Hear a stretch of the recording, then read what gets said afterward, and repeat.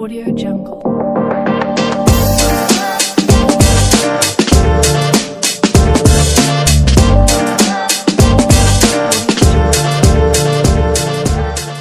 Selamat pagi saudara-saudara, selamat datang di podcast kami. Dalam rangka memenuhi tugas mata kuliah ekonomi internasional, kami, Tumpan, Sela, dan Naswa akan membahas salah satu topik penting dalam perekonomian Indonesia, yaitu utang luar negeri. Betul banget Tumpal, utang luar negeri sering jadi perbincangan panas. Ada yang bilang itu beban buat negara, tapi ada juga yang bilang ini peluang besar untuk pembangunan.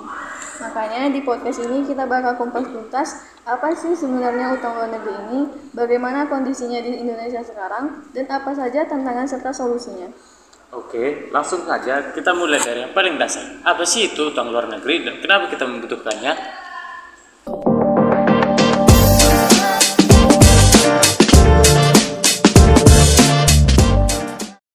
Aku mewakili pendengar yang mungkin masih bingung, utang luar negeri itu sebenarnya apa sih? Jadi, utang luar negeri itu pinjaman yang diambil dari pihak asing, bisa seperti dari lembaga internasional kayak IMF atau Bank Dunia, negara lain, ataupun investor global. Pinjamannya bisa diambil oleh pemerintah, perusahaan negara, ataupun swasta. Iya, dan tujuan utangnya itu macam-macam. Misalnya untuk membangun infrastruktur kayak jalan tol atau jembatan, memperkuat sektor pendidikan dan kesehatan, atau bahkan nutup defisit anggaran kalau pendapatan negara lagi kurang. Berarti utang itu kayak bantuan ya, tapi kenapa orang-orang sering bilang utang itu buruk? Karena utang itu punya risiko, Nats. Kalau nggak dikelola dengan baik, bunganya bisa membengkak, dan kalau nilai tukar rupiah melemah, biaya pelunasan dalam dolar jadi lebih mahal. Tapi jangan lupa, utang juga bisa jadi peluang kalau dipakai untuk hal yang produktif. Misalnya kalau kita pakai utang ini untuk bangun infrastruktur, dampaknya bisa mendorong investasi dan menciptakan lapangan kerja.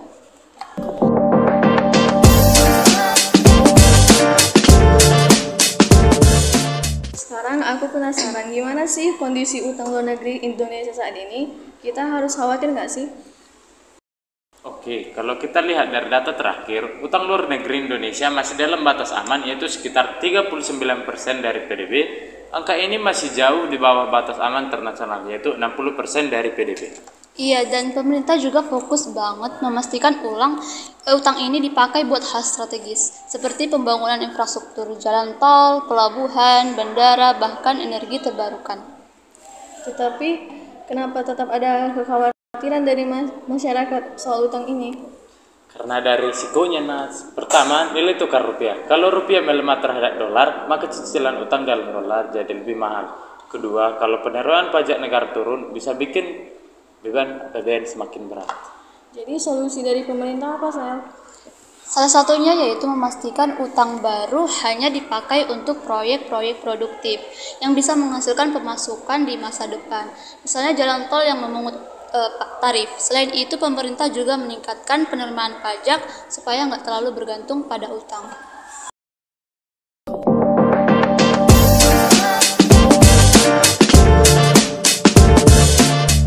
Tapi kalau utang luar negeri ini nggak dikelola dengan baik, dampaknya apa sih buat masyarakat? Yang paling terasa itu, beban ekonomi negara bisa meningkat. Kalau utang terlalu besar, pemerintah bisa terpaksa memotong subsidi atau menaikkan pajak, dan itu berpengaruh ke daya beli masyarakat. Betul, makanya pengelolaan utang itu harus hati-hati. Pemerintah perlu memastikan cicilan utang nggak lebih besar dari kemampuan bayar negara. Ada nggak contoh negara yang gagal mengelola utang luar negeri ini? Ada, contohnya Sri Lanka. Tahun lalu mereka mengalami krisis ekonomi besar karena gagal bayar utang luar negeri. Pelajaran pentingnya adalah utang luar negeri harus diimbangi dengan pendapatan negaranya yang cukup. Nah, di Indonesia strategi pemerintah cukup baik, seperti meningkatkan investasi, memperbaiki sistem perpajakan, dan mendorong pertumbuhan ekonomi yang berkelanjutan.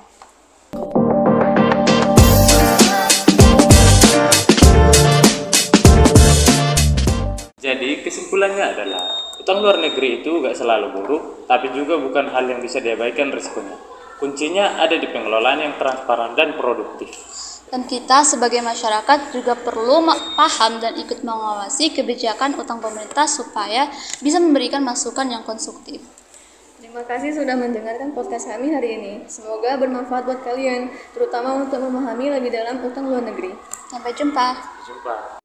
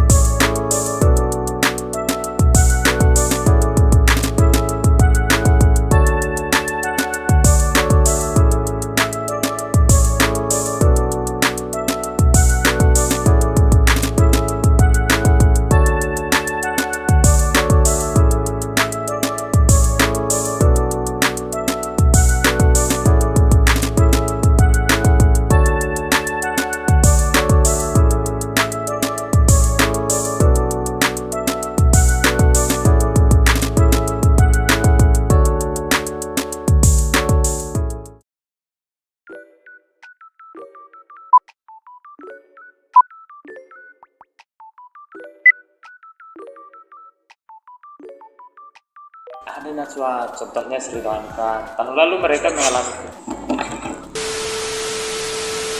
mendorong pertumbuhan ekonomi yang berkelanjutan.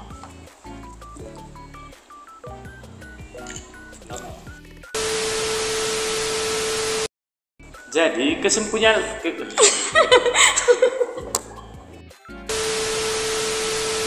Oke, langsung aja kita mulai yang paling dasar.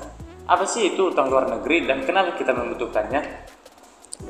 Nah, segmen 1.